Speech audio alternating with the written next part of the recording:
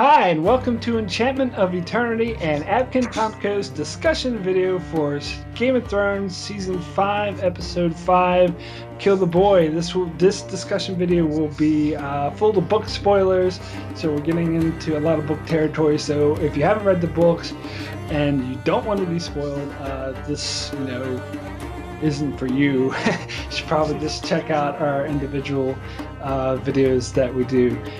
So jumping right into it, before we actually go location like we always do, I wanted to talk first about the overall episode because you and I kind of had different opinions on how well we liked this episode. Yeah, yes, we did. And in general, I was looking at different people's reviews and different people's comments that they were leaving on other people's reviews, and I was seeing the whole gamut from this episode sucked to this was my favorite episode of the season. So there seems to be varying opinions, and you and I, even though we said a lot of the same things in our video, our ultimate conclusion of the episode as a whole was very different. So, Yeah, and which I think is actually strange for you and I because we usually have really similar tastes, like as far as like how good episodes are. I don't remember any like strong disagreements in the past. yeah, no, usually not. uh, Um, But for me, see, I am actually thinking I was too hard on last week's episode. And I'm starting to think that maybe it's actually much better than I was giving it credit for because in my rating, I only gave it a 6 out of 10. Now I'm thinking I should have given it a 7. As I quite liked the Tommen stuff and the Faith Militant stuff was awesome. The Shireen scene was awesome. And when I compare it to this episode, I think it's actually much better. I just didn't really like this episode that much. No, I love this episode. I was really pushing toward maybe this is my favorite episode of the season. Ultimately, I'm still sticking with episode 3. If I'm going to rank them, I can rank them right now. Number 1, episode 3. Number 2, episode 5. Number 3, episode 1. Number 4, episode 4. Number 5, episode 2 is the worst. I hated episode 2 Oh, wow. as far as season 5. And you knew this. I said Wait, this but when it came out. I thought you said last week. I thought you said last week's episode was the worst, episode 4. No, you said that. I never said that. Oh, really? I thought you said that as. No, no, I absolutely did not. Episode 2 remains my worst episode Okay. of season 5. So we do have different opinions. This was pushing my best episode, and instead of just talking about rankings and stuff like that, let's get into the why of it a little Well, bit. let me since you said your rankings, let me just put out mine real quick because I can rate them right now. For me, it's like the best is episode 3, and the second best. Which we agree on that one. We agree on that one, but this is where we disagree. Second best is episode 2. Third best episode 1. Fourth best, no, actually, third best would be episode 4. I'm gonna say, and fourth best is episode 1, and the fifth, the least favorite, is this one. Yeah, very different. Although we have the same favorite episode of the Yeah. season. Yeah, I don't know. This reminded, like I said this in my review, this episode reminded me a lot of episode 5 of last year. That it was mostly like, there's no scene I thought, oh, this scene sucks, it's horrible. It's just, it was a lot too many exposition scenes thrown in together and not enough meat for me to cling on to. Like the stone men attacking and Daenerys like torching people with the dragons, and maybe even like kind of Jon Snow like setting up the wildling thing, even though that is basically just setup though. All that was, those were the highlights. Everything else I thought it was just too much like exposition. And the funny thing is, I completely 100% agree with you on last year's episode 5. Like, I was 100% there with you. I think you just have this thing against episode 5s and you're projecting it on this episode. Because although there was not, I mean, this thing about there being too much exposition, and to be fair, you're not the only one who said that. Other people said that too. But sure, there's a lot of dialogue. There's not a lot of action. But since when does there have to be action? Dialogue can be good too. I look for advancement of the story, and I would say each and every one of those storylines advanced tremendously just through dialogue, and which I think is fantastic. I thought it was great.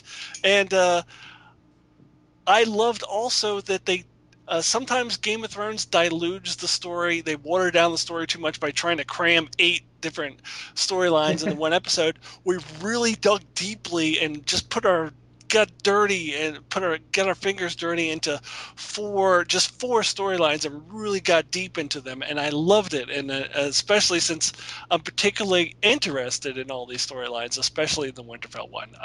To me, now that I'm talking about it, I'm ready to put it as my best episode of the season. Well, I mean, I think that's like a main point of disagreement. I think I did not like the Winterfell stuff as much as you did. Like, I don't think it sucked, but I thought it was too sort of slow. Then because that's weird because I'm actually a huge fan of Ramsay and I like the idea of Sansa being Winterfell, but to me it was just didn't play very right in this episode. Uh, I don't know. That's just my opinion, but I know what I was gonna say about this episode, and this I'm not saying this is a bad thing. This isn't the reason why I don't like this episode, but it's just observation in general. Is that this episode was basically A Dance with Dragons of season 5, where we only get the North and Essos. Just like A Dance with Dragons only had like those certain storylines in the first, well, most of the book anyway. But yeah. and I like that. I was thinking in the beginning, are they going to try to cram King's Landing down our throat every episode? Because I don't think we need it every single episode. I think they need to give it one episode off, and they did. And I like that they used that episode off of King's Landing to really focus on the North and Essos. And jumping ahead real quick to the preview, not to give up too much away to people who don't want to watch the preview or don't want to talk about the preview, but it does look like we're pretty much going back to the storylines that were missed this week. And I kind of like that. I kind of like that they cover some storylines one episode, and then the next episode cover the missing storylines rather than trying to cram 9 storylines into one episode every week. Even though they did kind of do that in episode 3, and I liked that episode, I just don't want them to do that every week where they're trying to overwhelm us with too many storylines. And then they're yeah, I mean, I have no problem with that idea in general, just focusing on several storylines. I don't know. I just found it was too flat and not enough interesting for me. But that's just me again. It made me wonder though if they're gonna do a Feast for Crows episode where they just stay in King's Landing, Dorne, and Braavos, but probably not. Yeah, next week almost looks like that, except that there was a Ramsay scene. Yeah, a bit of Ramsay. Yeah, there was a Ramsay scene in the preview, but next week almost looks pretty Feast of Crows heavy. But anyway, should we stop arguing over if this episode was good or not and do our normal location by location analysis? Yeah, so let's start out in Marine. And I think let's just tackle, because we both wanted to continue our conversation from last week's episode about Barristan, which of course is relevant again in this week's, and of course we learn more about what's going on in Marine. So so the big question that we want to tackle is whether or not we think that they're going to actually do a battle at Marine at all, because I know. Like someone commented in our video that maybe they're probably just gonna skip it altogether, and I've heard a lot of other reviewers say that. So what's your take on this? Well, yeah, the other interesting question related to that is, does Barristan's death in the show is that tipping the hand of the books and saying that he's going to die in the books ultimately? So if that's the case, then maybe the show is just like, we're just going to kill him now. We're just going to skip the whole Battle of the Marine thing. We're just going to shortcut Daenerys straight to Marine to Westeros. So rather than having Barristan be alive for this big battle, we're just going to shortcut. We're going to kill him off while we can and skip the whole Battle of Marine. And I'm coming around to that idea a little bit more, that they could go in that direction. Maybe not skip it entirely, but just really water it down so that it's not like this huge battle, but it's much more minor. Yeah. And I think that could be a direction they go in, possibly. I mean, it's kind of. I've heard the suggestion that the scene we got in this episode with the dragon like toasting that guy alive was like the replacement for toasting Quentin. That Which I don't buy. I don't know don't if I buy buy that. that. I don't know. I mean, it is a dragon toasting somebody, but I don't know if there's any relation. But it's Like, I don't know possible, if, like they might be skipping that whole thing, and so while we still need to try to see the dragons toast someone alive, so let's do this instead.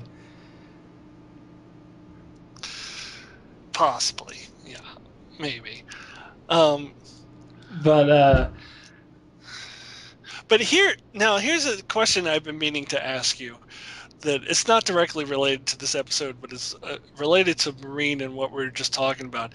Is there's this scene from the trailer, and by the way, I guess we should add to our spoiler warning. We talk about stuff from the trailers openly, so if yeah. you're like, if you don't watch the trailers from before the season, you don't want to know anything that was in it, then stop watching right now. Maybe stop watching for a couple minutes and come back.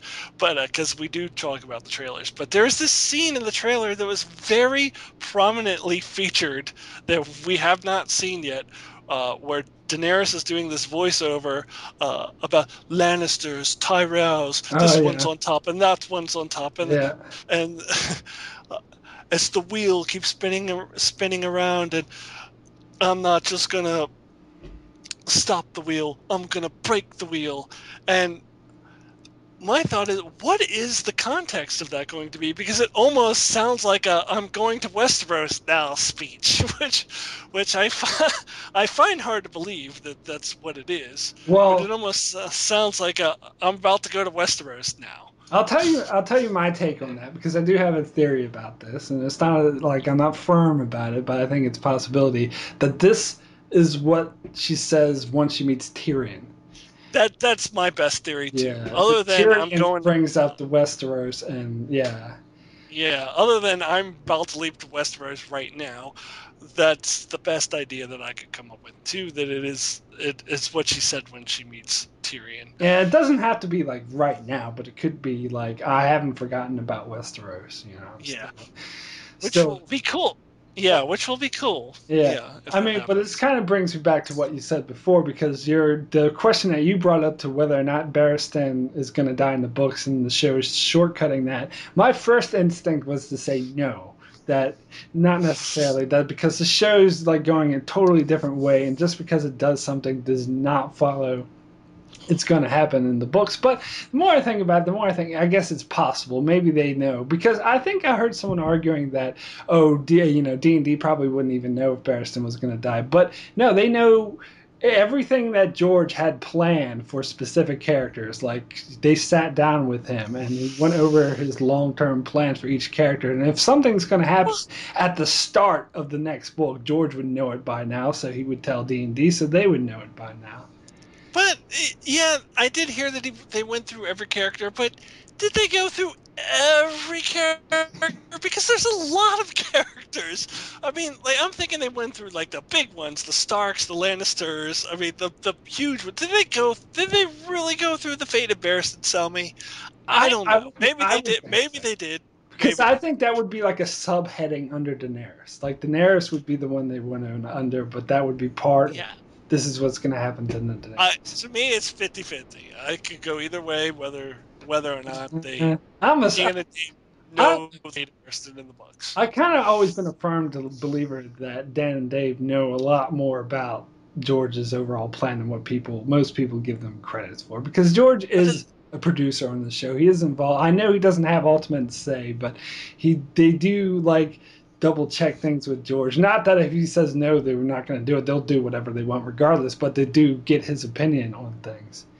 well, here's the other thing too. We heard recently that George R. R. Martin came up with this great idea where he's going to make this shocking twist in a character story that he says is precluded from happening in the show because the show is already taken steps that it can't happen, but it could still happen in the book. So he's going to go ahead and write it right now. Yeah. So that got me thinking, George R. R. Martin hasn't come up with everything yet. Still has ideas that will hit him, and I'm like, oh, I'm going to go in this direction all of a sudden. And Dan and Dave could not possibly know all of that. No, They can know. That's very true. I do agree, but I think that holds more true for like a season 7 or towards the end of Winds of Winter and like Dream of Spring territory. I think like the start of Winds of Winter, he's pretty firm because he's been writing this book for years, and apparently he's going to try to finish it within the year. So, that probably means he's got like the first half pretty much locked down. So they would be pretty firm on that stuff. But the later we go, the more chaotic. By the time they get to like season 7, if they do a season 8, it's going to be almost completely different because the show's going to have to go first before George R. R. Martin even knows what he's doing. Yeah, so getting back to the Battle of Marine, or whether or not I think it's going to happen, I still think it's going to happen. I'm not like 100% on it. I think it's still a possibility they could just bypass it altogether, but I'm still kind of rooting for that it will happen because we did kind of talk about in our discussion video before the season 5 started about how we both sort of agreed we still think that Daenerys is going to go off on Drogon and run into the Dothraki, and so, and I think if that happens, then they'll probably do the battles as well. I mean, it's possible they won't do like a full-on Blackwater type thing where it takes up an entire episode, but Well, my original thinking was, even number seasons they do big battles. So season 6, episode 9 would be Battle of Marine. Now I don't think that's the case. I do think there will be a Battle of Marine, but I think it's going to be simplified. I don't think it's going to be as big of a thing as it is in the yeah, they're books. definitely not going to push it back that far. They seem to be the pace they're setting. They seem to be going much faster than Yeah, that. Yeah. I think it's going to be much. I don't think we're done with Marine after season 5, but I think it's going to be watered down a bit. It'll be simplified. Yeah. I don't think it's going to be as big of a spiel as it is in the books, or as it will be in the books, I I should say. I would not be surprised if Dany starts making her way to Westeros in season 6. Oh, I expect. I'm actually expecting it at this point. At the rate that they're going, I think that uh, in season 6 she will start making her way toward I mean, I Westeros. think it is a possibility that she could even start leaving by the end of season 5 or at the very start of season 6. I It think seems it they're actually. I think speeding it's things still a up. remote. Yeah, Yeah. yeah. I think it's still a remote possibility that we're totally wrong about the flying off and Drogon thing, and maybe the whole the wheel is turning speech is let's go to Westeros right now. I don't think that's very likely, but I would still consider it a remote possibility. I mean, just to clarify, we're both like 100% that she's definitely going to go for a ride on Drogon, like in the Yeah, fighting pits, but it doesn't mean that she's going to actually disappear for a long time. And people, yeah. where's Maybe, Daenerys? yeah, maybe Drogon does a U-turn and drops her back off at the fighting pits. Who knows? Yeah. Who knows the point? Yeah. uh, anyway, we haven't really been talking much about this episode in particular. All right, so so yeah, no, let's get into it. And one thing in particular I wanted to talk about is I've heard a lot because you talked about varying opinions on the episode. Well, I've also seen very polarized opinions on whether or not what Daenerys did by toasting those guys with the dragons was the right thing to do. Because I've heard opinions from, oh, it was the absolutely right thing to do. She was awesome for doing it. To, oh, she's just as bad as the Mad King. Like there's this one and I'm reviewer, there's this one yeah. reviewer who went as far to compare her his daughter to Sansa, and they have to marry a monster. So he's basically comparing Daenerys to Ramsay. Okay, that is a little out there. I guess between with those two extremes, I would be in the middle. Like Yeah, I don't well, me think. too. Yeah. Yeah, I no. Well, what I said in my video is that it was a desperate move. Her back is against the wall. One of her best advisors is dead. Well, not best advisor, but closest advisor, closest companion is dead. The other one, at that point in time, she didn't know the fate of Grey Worm, so desperate times call for desperate measures, and so she was really reaching.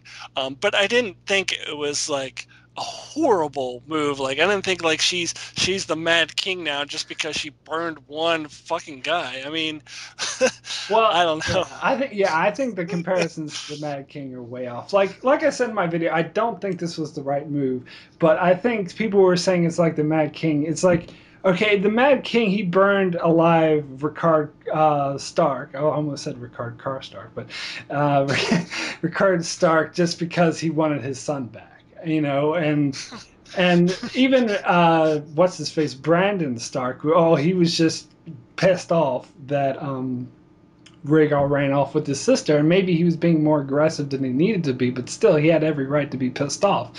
Whereas Daenerys just suffered from like a massive attack where they killed her number one advisor, severely wounded her like captain of her army, and like just killed a whole shitload of people. And that attack was brutal. And I'm not saying her response was justified, but it's kind of understandable that she would react in that way.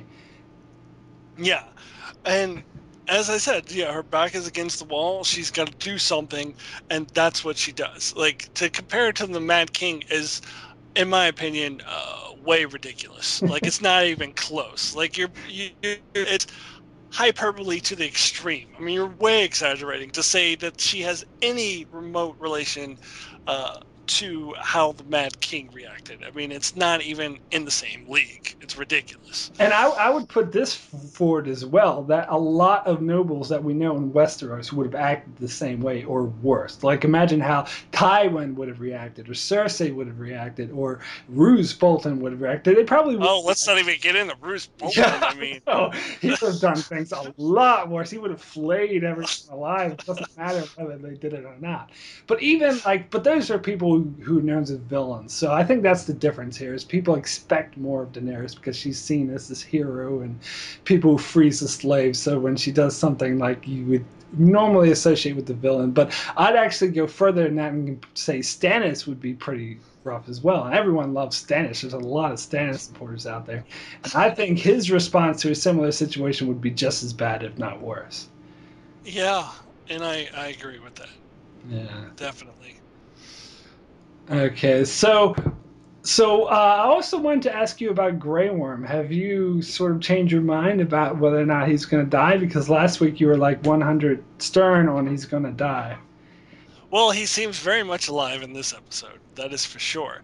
But he still does not appear in the scenes of the fighting pits that you see in the previews, all the leaked photos and everything. He's not there. So I still am holding firm that something's going to happen to him. I don't know what it is because he appears alive now, but I just have a hard time believing that he's just going to be lying in bed injured. I don't have a hard time saying that. I think no, I think it's like no. Well, I know Mark, you're not a sports fan, but for sports fans out there, it's like the athlete. It's the playoffs. Like it's down to the nitty gritty. Like it doesn't matter how injured you are, you're there. You do whatever it takes. The adrenaline is pumping, and you're there. Like I can't imagine Grey Worm would miss something as important as the opening of the fighting pits because he's got this little knife wound. No, I don't think he's going to be just yeah, I don't think it's going to be but it's going to be weeks later he would have time to recover.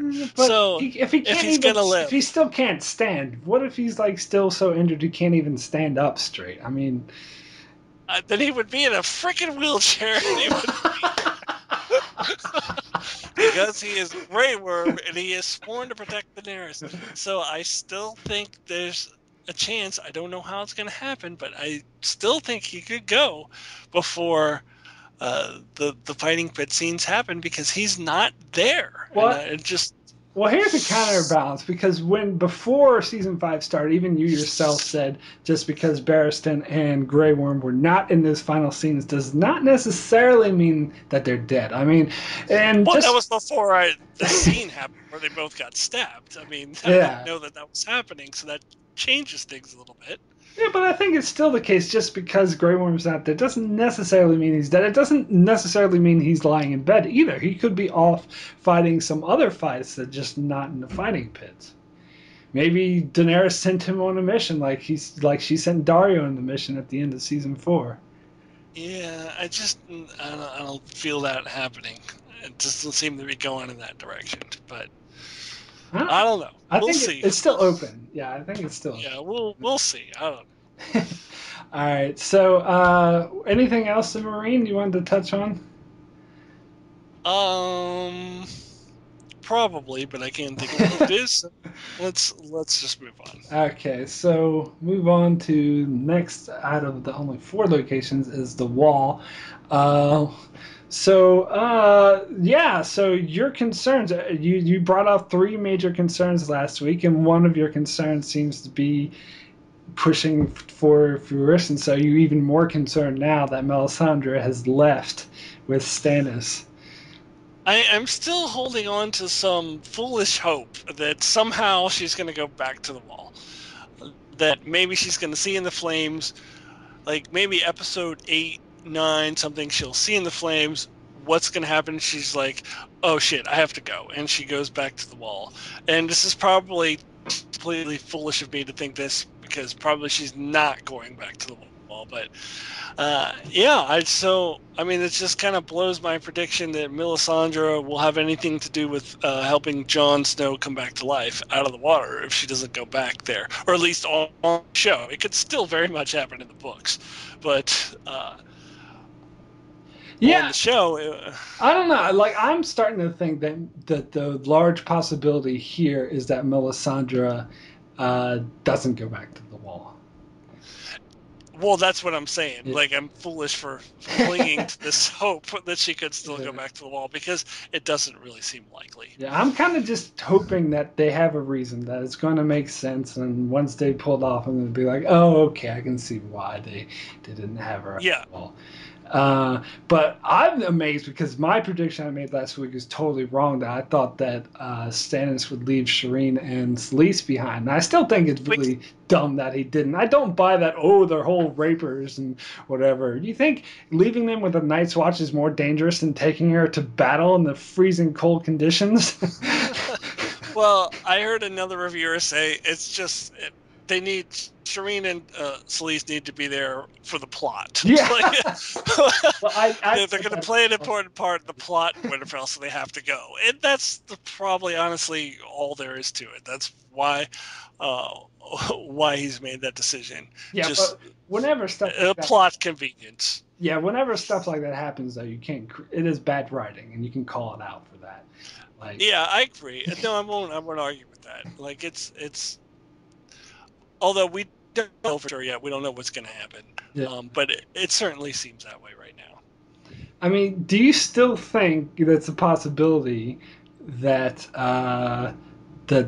something with Shireen's grayscale might happen, or have you given up on that now that we've seen grayscale play out in a different storyline? No, I still think grayscale's going to probably play a part in Shireen's storyline, or it could. I wouldn't say 100%. I think it's still on the table. It's still on the table, right? Yeah, I wouldn't say that just because we saw the Stoneman that definitely is all there was to the grayscale. I think there's possible that Shireen's grayscale could maybe still come into play. Okay. And with Stannis, and I don't know what you think about this, because I brought this up in my review as well, that I'm really pissed off. I think I told you about this as well. That I'm really pissed off that he's not actually trying to do more for the White Walkers, because in the books that was like his chief concern. Like, he was going south to attack Winterfell as well, but he was like, he made sure like he rebuilt all the castles first, and left some men behind to guard against the White Walkers, and looked into Dragon's Glass, which I know they mentioned in this episode, but he's like, oh, Sam, just look into this. Rather than in the book, he was like, hard out, we have to get it. Well, yeah, and even in the show, remember in the season 3 finale, their whole reason for even wanting to go to the wall was for the White Walkers, and Melisandre even said the War of the Five Kings is meaningless. I know. So it's not just in the books; it was in the show itself that they set up for Stannis going full on against the White Walkers. And I do think that Sam thing was just kind of their half-assed attempt to bring it in, to say, okay, Stannis does care about the White Walkers a little tiny bit, which I would have wanted a little bit more than that. I agree, but at least they tried. They tried to do something to show that Stannis cares about the White Walkers still, or that he's still concerned about them. Yeah. I mean, but you're right. It probably should have been a little bit more. I think this is going to be one of my biggest complaints about season 5 about how they failed to adapt the book was they should have, I don't know, maybe I'm just being picky. This just irks me that they should have emphasized the rebuilding the castles more rather than just having, oh, Janos Slayton, you're going to go off this castle for no reason.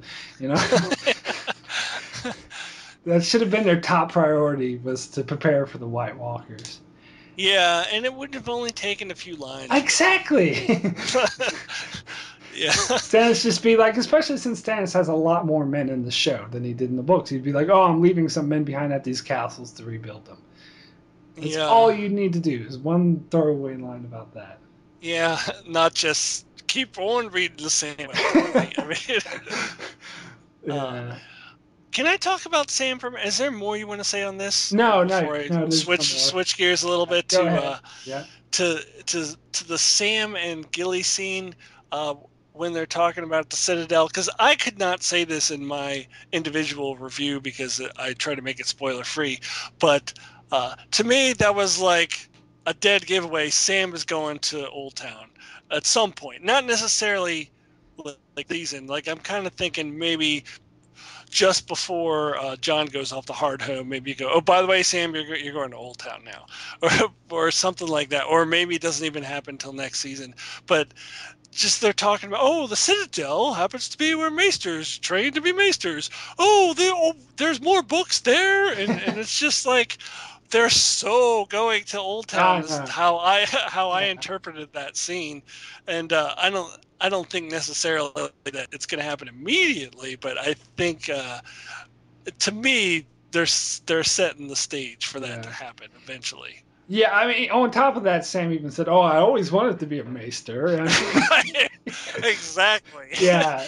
Like I was on the fence about it before. Before I was just so uncertain about what they were going to do with Sam, but now I'm like, yeah, that's clear foreshadowing. I think someone who hadn't read the books and knew nothing about this was say, "Hey, I wonder if they're foreshadowing having Old Town in there." Yeah, it's blatant. To me, and I couldn't put it this way, trying to do a non-spoiler review, but to me it's like flashing neon lights. Sam is going, it was just almost too much. Like Sam is going to Old Town to learn to be a maester.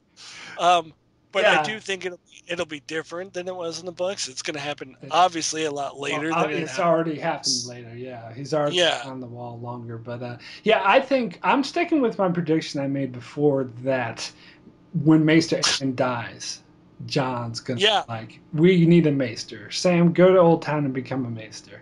Yeah, absolutely. So I think personally it's gonna happen this season. So I think they are gonna stop by Braavos, and we are gonna see a Sam and Arya meeting at the very end of the season. Well, not at the very end, but towards the end.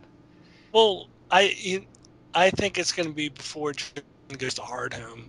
He's gonna send Sam off, so it's gonna be toward the end of the season. So he'll get to Braavos potentially by the end of the season, but Old Town will be next season. Yes, definitely. Yeah, definitely agree with that. I think we'll see him in Braavos at the end of the season, and not, which was my original prediction way back like last August, is what I said I thought would happen. Is that because there were some people. Oh, go ahead. I'm pretty sure that's also what I said, but I'd have to go back and listen to what I said. But I think I also said the same thing. Yeah, because there were some people last year who were like, "Oh, we're gonna see Old Town in season 5." I'm like, "No, you're not. You're just not." Like, they've come around now, but yeah. So, all right. So let's talk about Jon Snow. So let's do another for the watch. Let's start out with that. Let's do our update on. Okay, let's do the for the watch. You want me to start this time? Yeah. So you go ahead and give. How's it looking? Okay. Well, to me, honestly, like I'm like 99.9%. Like I almost thought, like after that scene, they could have walked outside and stabbed him right there. I mean, because everybody was against him. He just, the mere mention of, oh, let's unite with the wildlings. Fuck you. I mean, everybody, Dallas Ed, and everybody was standing up and like, what the? And by the way, I'm pretty sure that one of the dudes on the council there with him was Bowen Marsh. Yeah, I was going to One say of them that was, as well. yeah, one of them was Otel Yarwick, the builder dude who was, Yeah. he was featured last season as well. And one of them was Bowen Marsh. And I almost felt like they could just stab him right then and there. And so I think when the hard home thing happens, I think that's it for him. Like, I think that I'm like, I'm hesitant to say 100%, but I'm like 99.9% it's happening this season. And I'm more on board with the Ollie theory than I was before. I think Ollie will probably be a part of it. I guess. Well, my take on the For the Watch is I'm still on the fence, actually. Like, my initial reaction after watching this episode was like, oh, it's definitely going to happen. But then I took a while to think about it, and I still think, oh, well, maybe not. Because I think they still have a long ways. Like, there's stuff that I want to see in the show, but I'm not sure the show will actually. You're probably not going to see it.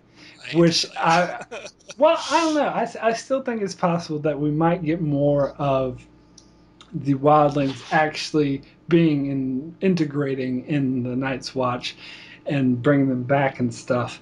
And I just still feel like there just needs to be a bit more time to get used to John as Lord Commander. I mean, I think things are going to settle down after the initial reaction. I think things are going to settle down a little bit for John, but there's always going to be that initial hate there. But you did answer the next question I was going to ask you was about Ollie, and that you had sort of changed your position because someone else was saying, just as like you were talking about Sam with the bright neon sign, someone was saying the same thing about Ollie. It's like he's going to stab Jon Snow.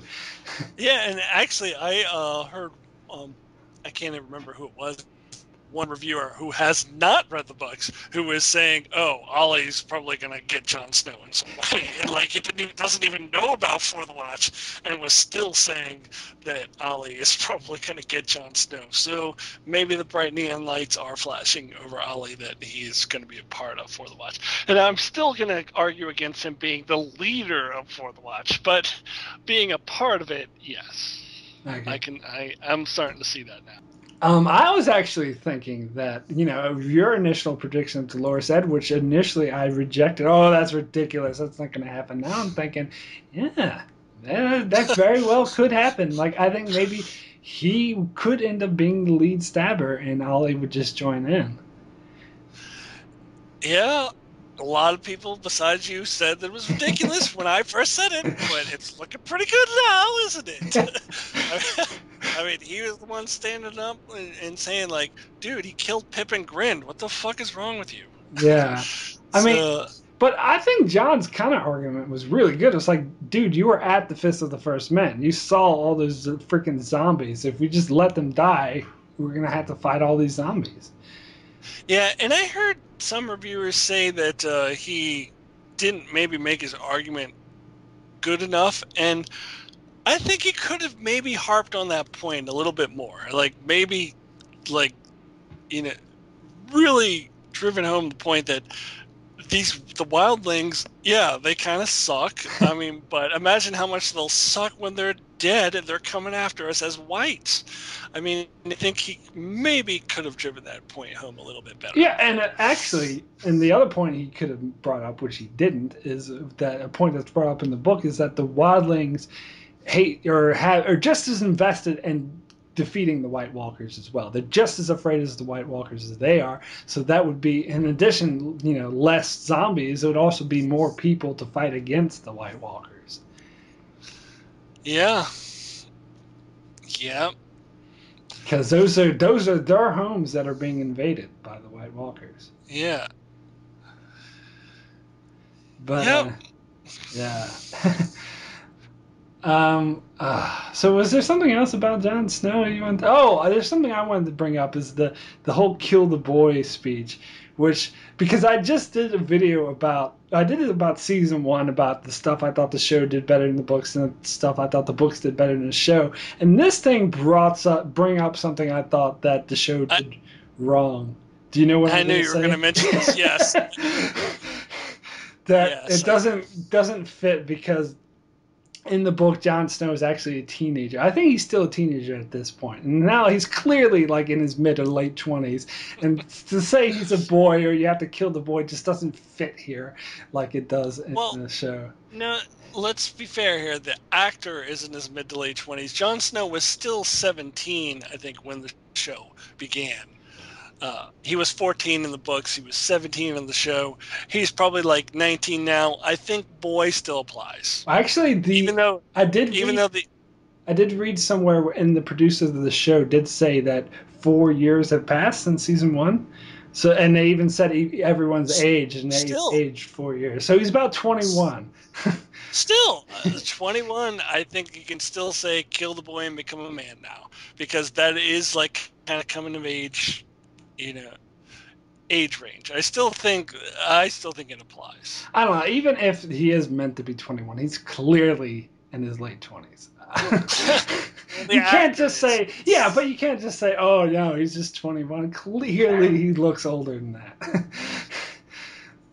but he was supposed to be 17 and Rob Stark was supposed to be 17. I mean, it's just a, a I, convention of television that has been going on, forever. I mean, the people in Beverly Hills 90210 were like in their mid 30s, so they were going to high school. I mean, it's just what TV does. yeah, but even yeah, that's true. But even if he's meant to be 21, I still think the kill the boy doesn't apply as much. I think that's more something for a teenager. I guess it's not too far fetched, but still, I don't know. I just don't buy it. But I don't know. It still sounds cool. It's a cool line, so they had to throw it. And you can't take it too literally. I mean, it's still like, dude, you need to grow up. You need to become a man. You need to become a leader. It still applies, regardless of his age. If he was 30, that could still apply. You need to like grow up now. And you're not a boy anymore. You're a leader. You're a man. And I still think the line applies. Okay. All right. So, is there anything else in the wall you wanted to touch on before we move on? No, let's move on. Okay, so we'll move on to Winterfell. Right. So I don't know. Like, I'm not even sure what to talk about here because I actually, to be honest, I had a hard time doing my video coming up with things to say about Winterfell because I don't really have much to say about it. Well, I mean, other than the Roose, like this backstory you get about the whole raping thing. I was wondering if the show was going to have that because that was the thing that was from the books. It was pretty much right out of the books, except for a few minor alterations. But I think it adds to the creepiness of the Boltons. Yeah, it was, and I actually enjoyed quite a lot that they did that, and I believe this was quite deliberate, doing that direct contradiction from the previous episode with Stannis and Shireen having the scene, yeah. "Oh, you are my daughter, and you will always be my daughter." And Roose Bolton even used similar language, like, "I knew then you were my son, Yeah. and you will always be my son." But it was this fucked up, twisted story. Uh, I mean, just like the Bolton's version of being touching. I mean, I loved it personally. Yeah. I thought it was. No, I mean, it was twisted, but I thought that the irony was really it was good. It was good television. I do like how. Yeah. I think they did sort of need to emphasize how twisted Roose was because everyone knows how fucked up Ramsay is, but we need to say no, Roose is bad as well. Yeah, you got to remind the viewer that he's more than just the guy who orchestrated the Red Wedding and personally stabbed Robb Stark. Let's remind you how twisted he actually is. There's more to it than that, which always makes me wonder, why did Robb Stark trust him so much that he was like his first-hand man in the second season? He was like his second in command. Like, why would Robb Stark trust such a fucked up guy to begin with? Well, I guess it shows how inexperienced he was. Yeah, I guess. Yeah. But I mean, he is just a really fucked up person. And that scene really emphasized that. Now, can we step back a second here to a different scene? Sure. You and I both came to the conclusion that the old lady who went to Sansa was ultimately delivering the message that came from Brienne. I heard a couple other people say, "Oh no, I don't think it was from Brienne. It could have been for There's other people in the North. It could have been she said the North remembers long before Brienne got there. So there's probably other people." And I'm like, but that wouldn't make any sense to have a very specific scene where Brienne sends this guy to give a message, and it, by all appearances, he's on board. It looks like he's all right. Okay, I'll do it. And then a couple scenes later, to have this unrelated scene where some other random people from the North. I mean, maybe book readers are hoping that's the Manderleys who are hiding out somewhere or something, and they're gonna jump out. But Yeah, to me, it's pretty clear that Yeah. that the old lady was ultimately delivering Brienne's message, which was go up to the broken tower, light a candle, and I'll come and save you. And Brienne was smart to not say, "Oh, this is Brienne who's coming." Yeah. you have friends.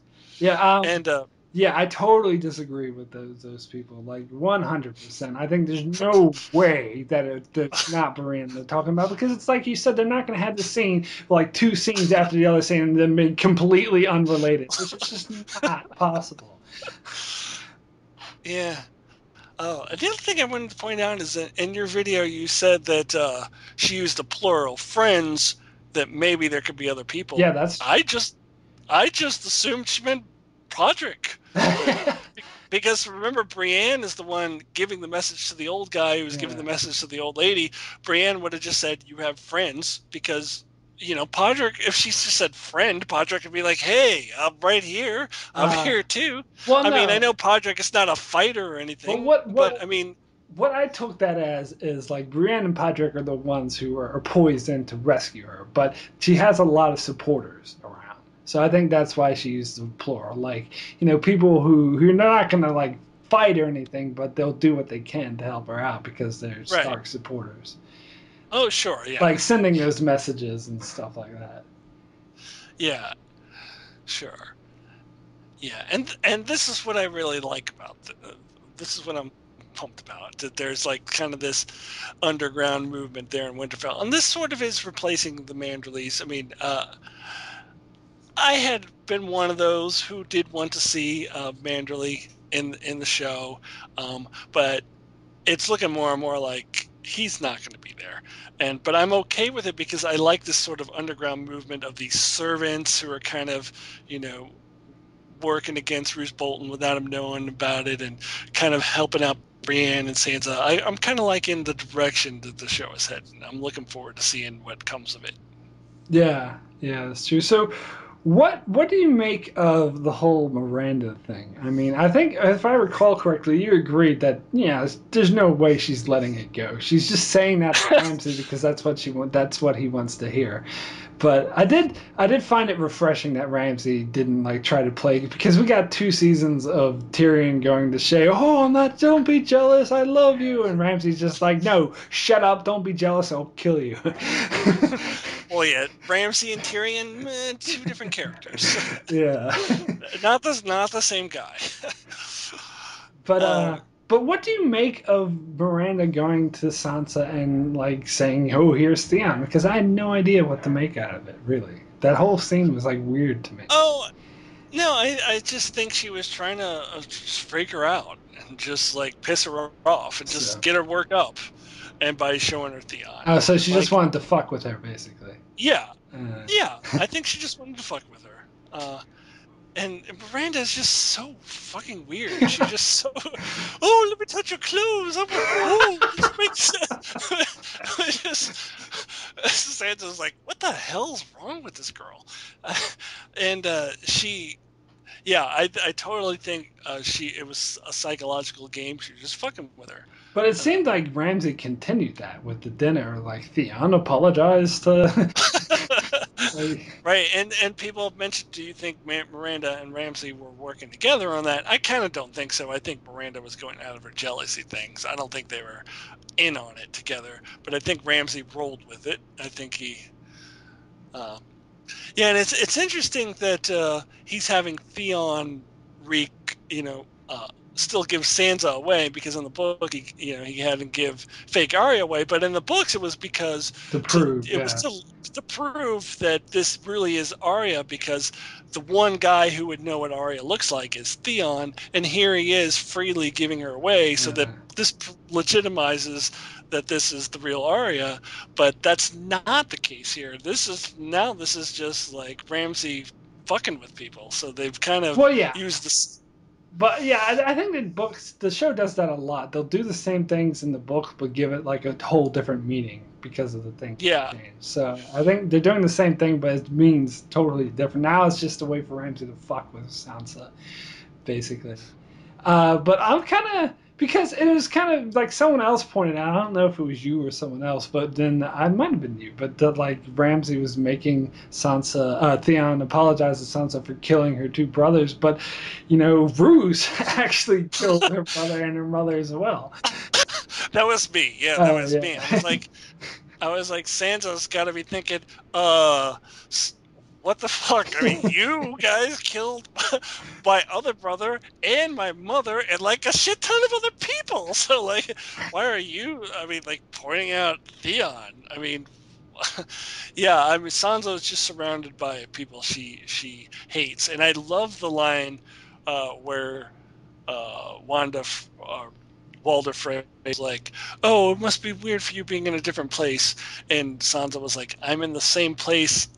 This is my home. I grew up here. It's the people who are strange," and I really love that line, because this is like how Sansa is feeling. She is surrounded by people she hates. Well, And actually, this you're getting to the part of the scene that I did not like. I didn't like this because it seemed like Sansa, it's cool that she feels that way, and it would make sense that she'd feel that way. But I don't like that she's actually being upfront. I thought she'd be like more of a Marjorie. What happened to her playing the Game of Thrones? I thought she was going to totally like put on this act and try to play the Boltons, but now she's like letting her hatred for them show. And I personally think that's an amateur move. I want to see Dark Sansa. I want to see the badass Sansa who can manipulate people. Well, let's be honest. She's still an amateur. I mean, she's not Marjorie. She's still learning the game. I was hoping to see her advance more and be more like Marjorie.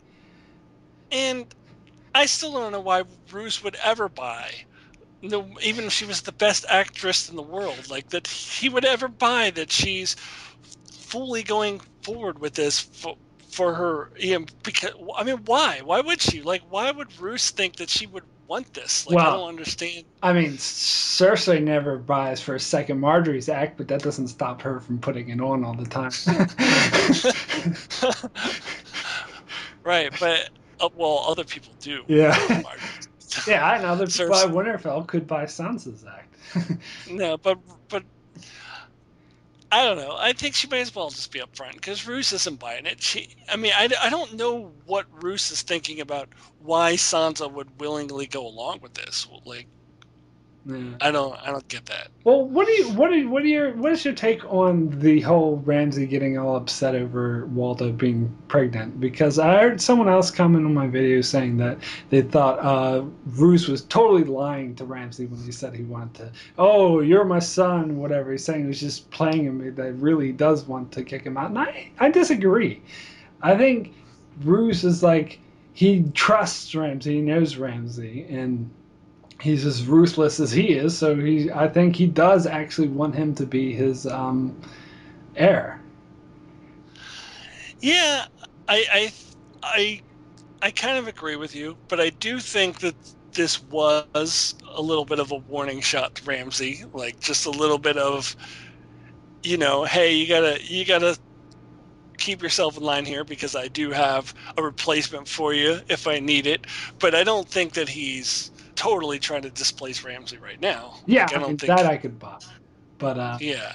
But to me, it seems like he's just putting his child at risk.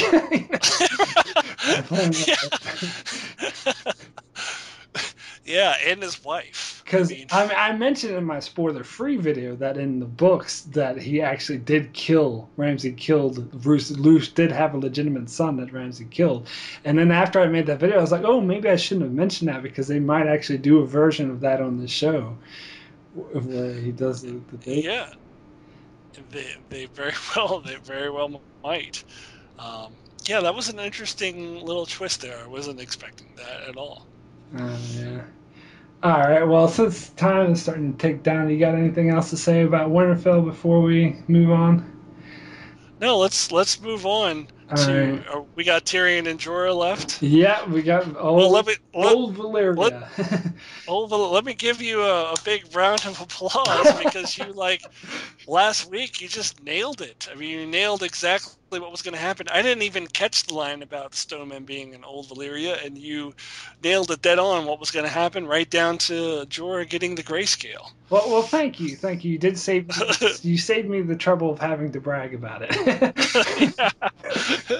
But in all fairness, though, I heard this theory mentioned in other review videos, and I sort of just Right. sort of brought it up and embraced it. But you were like, "Nah, that's not gonna happen." No, I didn't say that. No, we should go back to Really? what I said. I don't think I I'm said. pretty sure you I, did. I didn't think I dismissed it totally. Not I think I totally, was like, not totally, but yeah. yeah. No, I think we were about that with the Jorah getting grayscale. That was the Yeah, Jorah getting grayscale was kind of like, the other. Yeah, the other part you were all okay. That's a possibility, but the whole Jorah getting grayscale, you weren't too keen on. And frankly, I'm not too keen on it either. But I knew it was a possibility, and when it happened, I was like, motherfucker. well, here's the thing about that though is, uh, we don't know what's going to happen to Jorah. I mean, Shireen got grayscale when she was a kid and she survived somehow. Jorah, uh, I'm thinking he might be like Commander Riker in that episode of Next Generation in the first season. What was the Naked Now, where they were passing along that virus, and Commander Riker is like one of the first people who gets it, but he's one of the last people who's infected by it. Like, he's totally fine through the episode. Maybe this takes 2 seasons for Jorah to really be affected by grayscale. I mean, they could really draw it out if they want to. No, that's very true. In fact, I have heard some people who know a lot about the books saying that in the books, grayscale can take up to like 3 years before it actually takes over. But the fact that he has a thing on his arm already makes me think it's going to move faster. But maybe they just did that to let the audience know that he has it. Yeah, no, that's for dramatic effect. Yeah. He could just have just that thing on his arm for a long time. But here's an interesting theory that I saw in one of the comments is that, actually, I think it was a comment of somebody else's video, not one of ours, but that grayscale is going to replace that disease that was in the books. The pale was called male? the pale mare or something like that. Yeah, Actually, the pale mare. I heard that theory before as well, and I think that is a strong possibility. Yeah, Which is why I'm sort of leaning away from the Shireen thing, and I think that it's going to play out and yeah, I mean, yeah, go ahead. I mean, like, if the slave thing is going to happen, Jorah's going to be like, okay, I'm your slave now. Let me shake your hand. Let me pat you right here on the back. I mean, you can just pass the disease along at will. I mean, Jorah can almost use it deliberately as a weapon now if he wants to. Yeah, but against that would the be masters. kind of reckless because it would start like a full-blown outbreak that could spread to people who don't really deserve it. Yeah, but Jorah, he doesn't plan things very well. I mean, I don't. He's not too bad at planning things. He's not the best, but he's not too bad. He went through fucking old Valyria where the Stonemen are for no good reason. Like, I think that was piss poor playing. Oh, I want to have pirates. Like, pirates don't give you. I don't know. I think pirates. I actually thought that pirates was a bigger risk to them than. And maybe he wasn't just aware of how big of a risk the grayscale people were. But the pirates were a pretty big risk, especially when they were in that little dinghy. He should have got a proper boat. I don't know why he expected to go all the way to freaking Marine in a little dinghy. That was quite But why? but why would pirates attack them? They have nothing. Like, what would pirates gain from attacking that little dinghy? Oh, yeah, I guess. Because that's what happens in the book. That's true, and I think that's still probably going to happen. Apparently. Yeah. But, yeah. Well, I've heard spoilers are big from before the season started. We did hear that indications that is still going to happen. That yeah, they're going. Yeah, But it's gonna have an added, it's gonna have an added sort of thing now that Jorah has grayscale, and I'm just, I don't know. Even if Jorah doesn't die, but I did hear a theory out there that Jorah would replace John Connington as being Patient Zero in Westeros. And for one, I'm not even sure that's how it's going to happen in the books because we don't know yet how the John Connington thing is going to play out. And for two, I personally don't think that Jorah is going to make it all the way to Westeros with grayscale before anyone even notices he has grayscale. I seriously doubt it. I suppose it's possible, but I doubt it. Yeah, it doesn't seem likely it's going to get that far. I think it's infinitely more likely that grayscale will just replace the virus in the books. Yeah, and I was sort of touching on Marine a little bit again. I still think that it's just because we haven't heard anything about Yonkai and external threat does not mean the show's not going to do it. The show could just be delaying because the show does a lot of stuff out of order. And then, in fact, it was my prediction that we wouldn't find out about it until the end of the season of this external. Well, yeah. So they could still go that way. But it's definitely, I heard someone else online thinking who still thought Karth might be involved. But no, definitely not Karth because the show played at Karth was just this tiny 2-horse town where everyone's like, oh, it's the greatest city that ever was and lived in. And it was just like one room.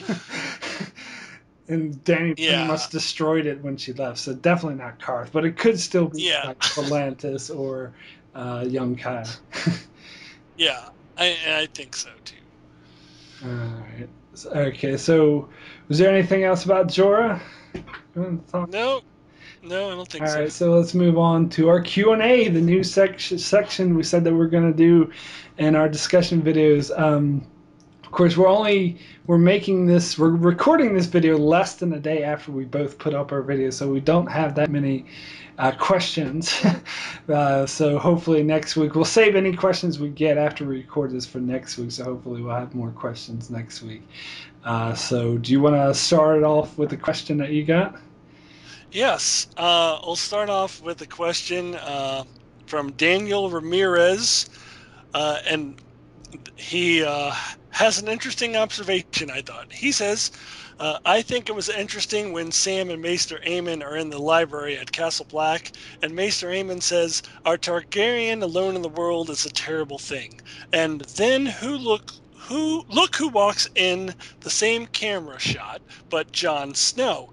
If you subscribe to the R plus L equals J theory, which is pretty much confirmed, do you think that Dan and Dave put that scene with Jon walking into Aemon saying that on purpose?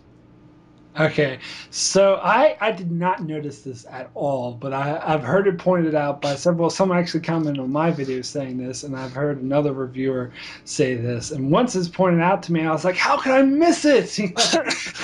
I think that's exactly what they were doing. Like, as soon as he says, oh, Targaryen's all alone, and Jon walks right in.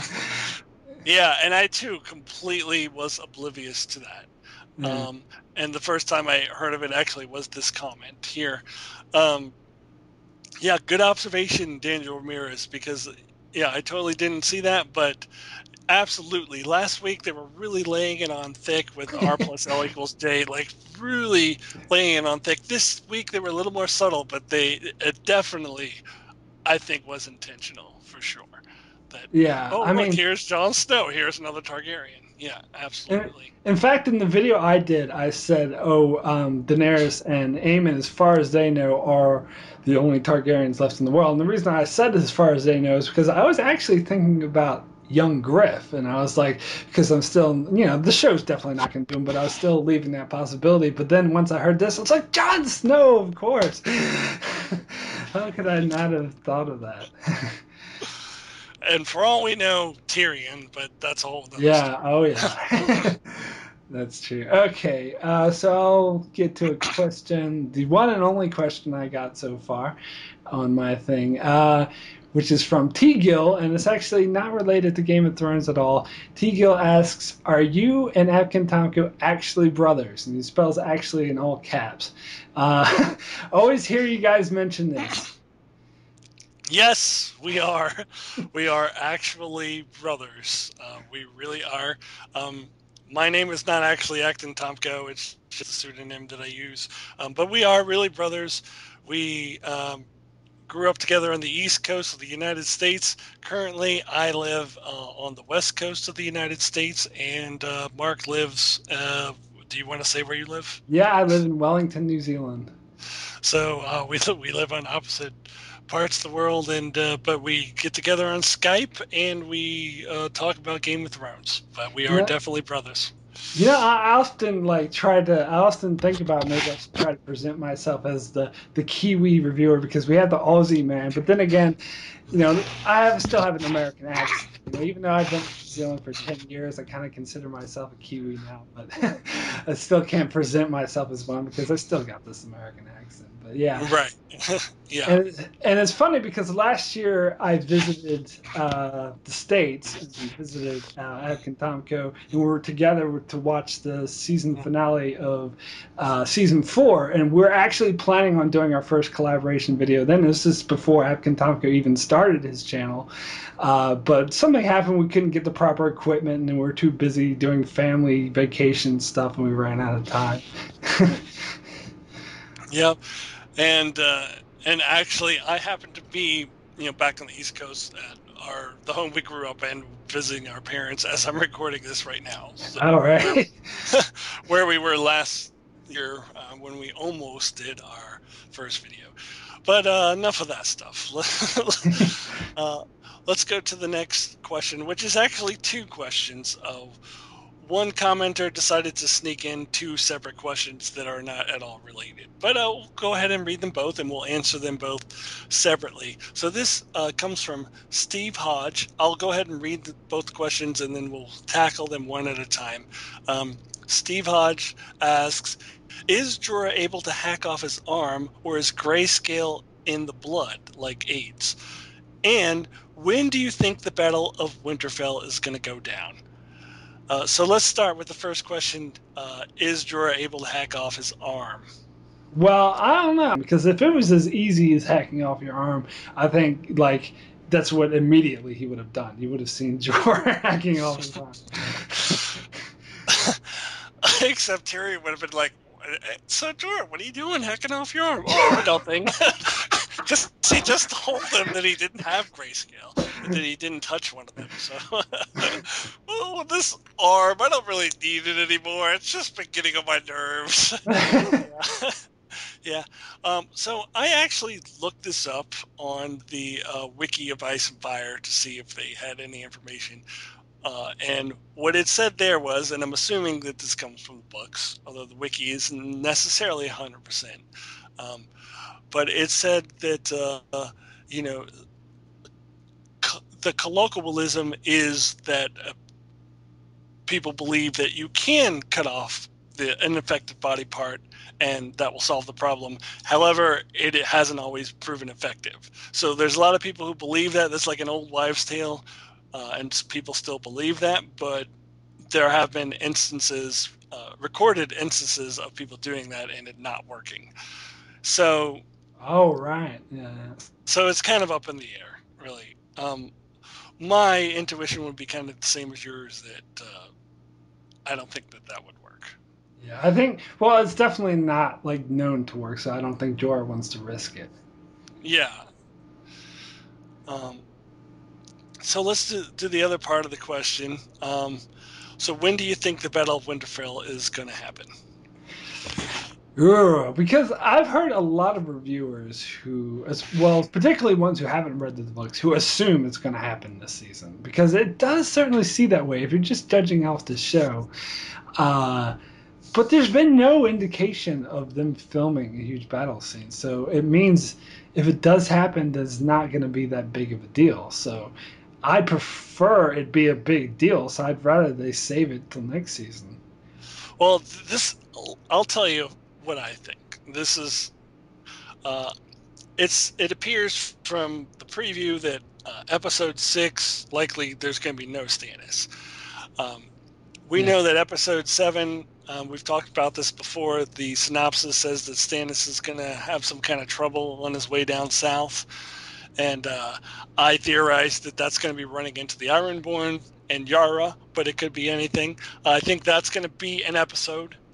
He's not going to reach Winterfell. Um, I I think at the earliest he reaches Winterfell by episode 8. I think it's entirely possible episode 8 is another non-Stannis episode. He doesn't get there till episode 9.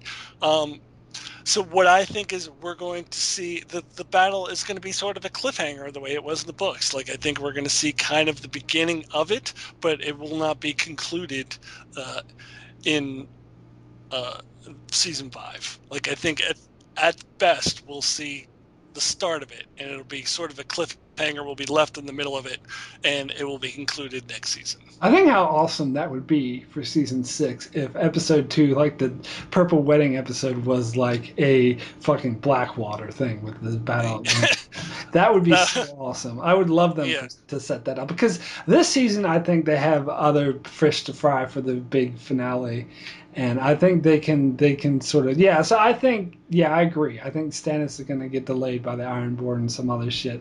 But here's another interesting theory: is that in the trailer there were some brief scenes of like tents being burned and like people, like horses riding through like the camp and like burning shit. And someone even like way back when theorized that that was sort of Ramsay sort of attacking Stannis's tents. And that's still possible. Like that could be like he's not to Winterfell yet, but they do like a preemptive sort of strike and try to sabotage him and stuff like that. So they sort of eat up time by doing that. Kind of. Yeah. And I could see that. And that definitely would not constitute the Battle of Winterfell. No. Like I think Yeah, I just don't think. Definitely, I mean, he's not going to be in episode 6. Most likely, episode 7. It looks like he's almost certainly not getting to Winterfell. If you want to go off the synopsis, so I don't think there's time for the whole huge Battle of Winterfell to happen this season. So I think at best they'll kind of we'll see the beginnings of it in the end of the season.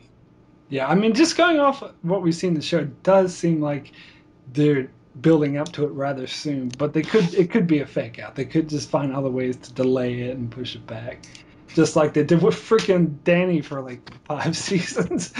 Yeah. Like, because even at the end of season 1 is, or not maybe at the end, but sometimes in season 1 it's like, okay, we're going to Westeros, and she's, it's season 5 now and she's still not in Westeros. So they always can push things back, even though. Yeah, the Game of Thrones can stretch out storylines with the best of them.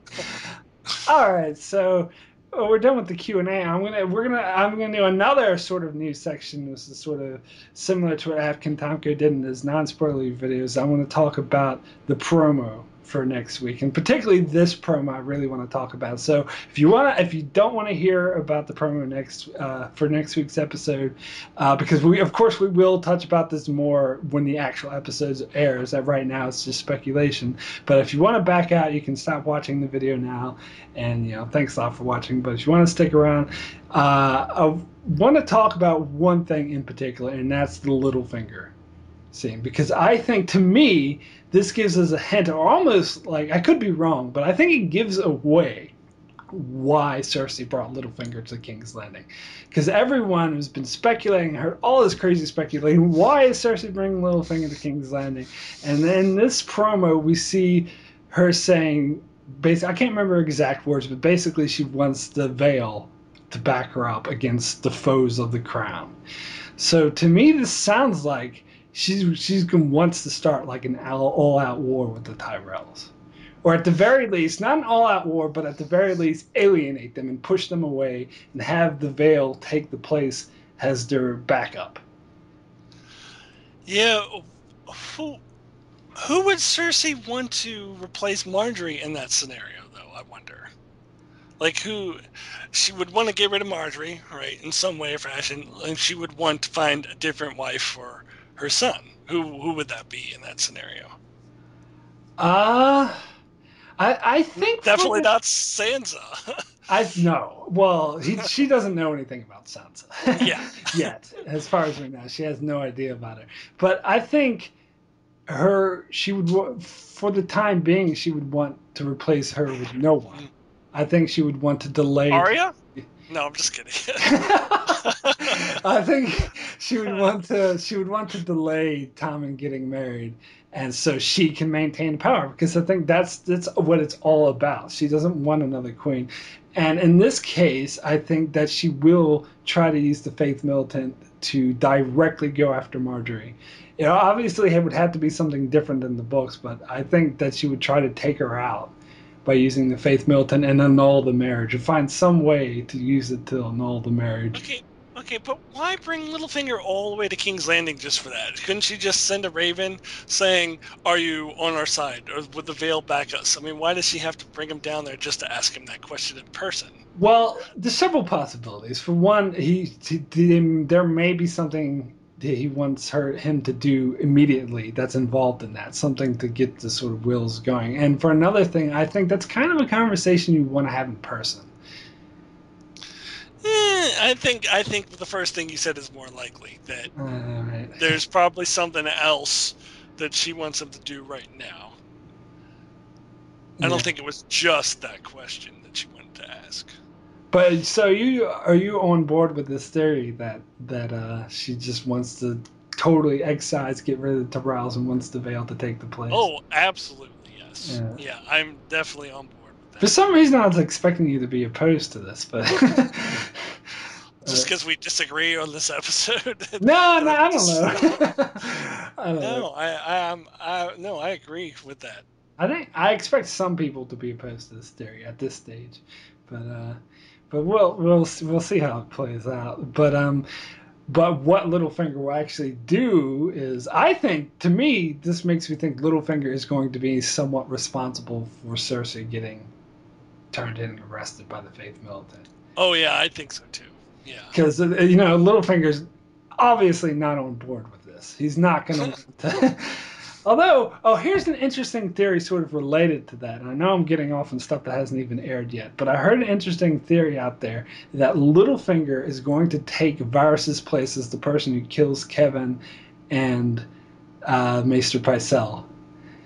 Which is, I'm not ruling that theory out. It goes back to what we were talking about earlier with the Ramsay and having Theon give Sansa away and saying, well, sometimes they do the same thing in the books but change the meaning of it around.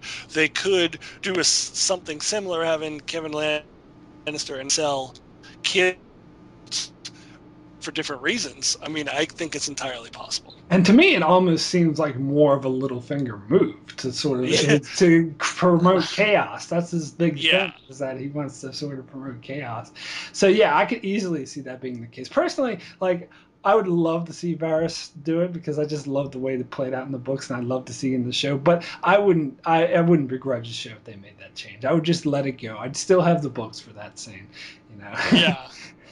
I think it would work just as well, you know, depending on what Littlefinger's end game is. But yeah, because it's funny when Littlefinger is like told the Vale that he wanted to fight against the Lannisters, and now Cersei's asking the Vale to join the Lannisters. So obviously he's not going to be okay with that, you know. I think Cersei totally underestimates Littlefinger. Like, completely, yeah. She just thinks of him as this brothel owner creep, and has no idea that, like, she's so much more devious and smart than she is. Yeah, you know what I want to hear? I want to hear Littlefinger deliver a similar line to what he delivered in the books. I think he said it to Sansa, but like, I didn't think Cersei would do that well, but I had no idea she would fuck things up so quickly.